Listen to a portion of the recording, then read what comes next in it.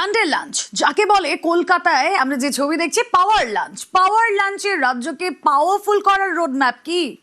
পাওয়ার লাঞ্চে কারা কারা রয়েছেন? স্বপন দাশগুপ্ত, তাপস রায় এবং সঞ্জীব সান্যাল।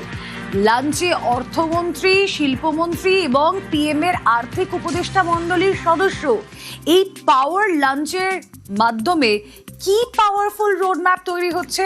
সহকর্মী কমলিকা সেনগুপ্ত রয়েছেন সঙ্গে। কমলিকা, দেখো, এটা খুব সুন্দর এবং এই যে ছবিটা, এটা অনেক কিছু অর্থ এই ছবিটা ক্যারি করে। যে পশ্চিমবঙ্গের অর্থমন্ত্রী, পশ্চিমবঙ্গের শিল্পমন্ত্রী এবং প্রধানমন্ত্রীর যিনি অর্থনৈতিক উপদেষ্টা মণ্ডলীর খুব গুরুত্বপূর্ণ যার ভূমিকা রয়েছে, তারা তিনজন দক্ষিণ কলকাতার একটি রেস্তোরাঁতে তারা তিনজন আজকে দুপুরবেলা লাঞ্চ করেন।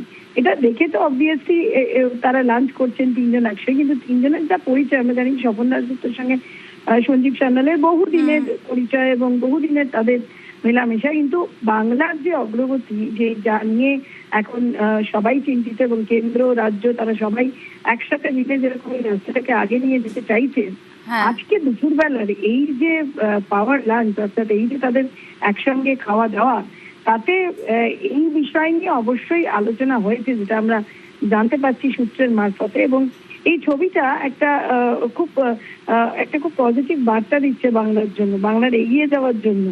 এটা মনে করাই, এটা স্বাভাবিকভাবে সাধারণত দেখতে গেলে যে একটা ছবি, যে ছবিতে তিনজন খাচ্ছেন একসঙ্গে দুপুরবেলার খাওয়ার, মধ্যাহ্নভাত সারছেন, কিন্তু সেখানে যারা যারা রয়েছেন তাদের মধ্যে একজন অর্থমন্ত্রী, একজন শিল্পমন্ত্রী আর আরেকজন প্রধানমন্ত্রীর অর্থনৈতিক উপদেষ্টা, খুব গুরুত্বপূর্ণ ভূমিকা।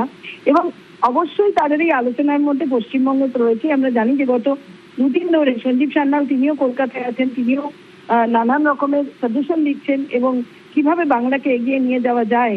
স্বপন দাশগুপ্ত, তাপস রায় এবং ওনারা তিনজন বেশ কয়েকবার তাদের মধ্যে বৈঠক হয়েছে। আর এই ছবি কিন্তু পশ্চিমবঙ্গের মানুষের জন্য একটা খুব পজিটিভ বার্তা দিচ্ছে, আর তাই এটা পাওয়ার লাঞ্চের থেকে কিছু অংশে কম নয়। ওকে।